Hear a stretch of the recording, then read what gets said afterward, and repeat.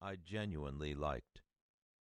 And perhaps most important at that particular moment, it meant I would spend most of February in Florida and not on the New Jersey Turnpike.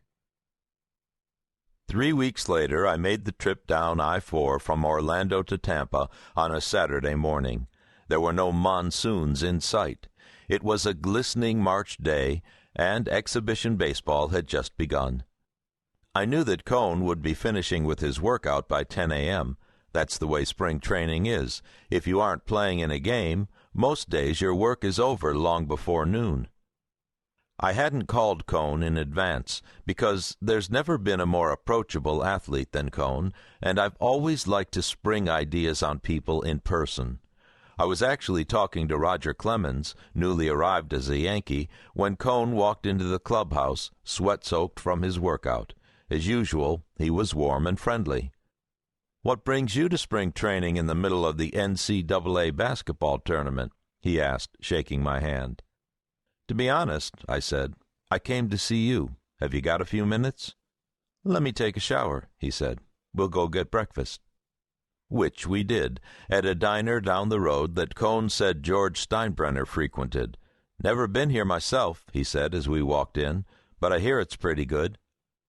Inside, it was apparent that Steinbrenner hung out in the place because there were pictures of him all over. There was also one of Cone. "Thanks for the great soup," it said. "I thought you'd never been in here." "I didn't think I had been," Cone said, laughing. We sat down, and over eggs and coffee, I laid out the idea. "Boy, I think that would be a lot of fun," Cone said. "There's only one potential problem."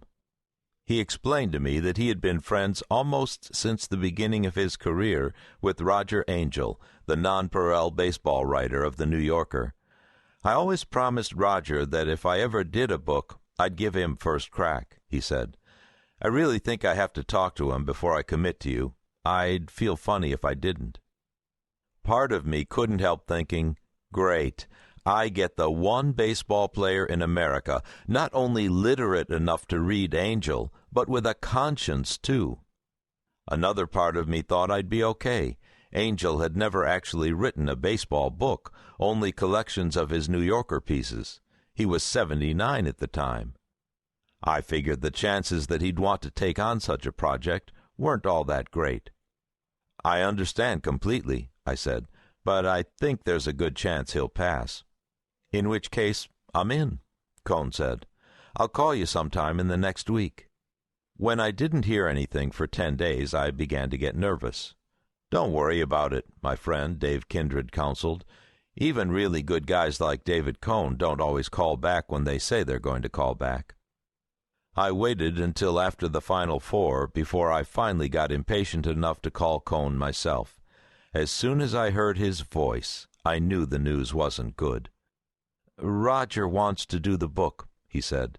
"I'm really sorry. I should have called you." The lack of a phone call didn't bother me at that moment. The lack of a book did. Angell wrote the book as I had planned during the 2000 season. As it turned out, that was Cone's last year with the Yankees. I enjoyed reading the book because if Angell wrote a book about paint drying, it would be enjoyable to read.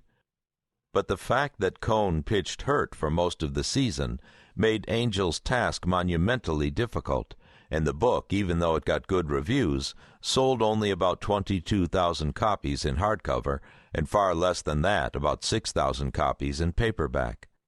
Cone's lost season clearly didn't help sales.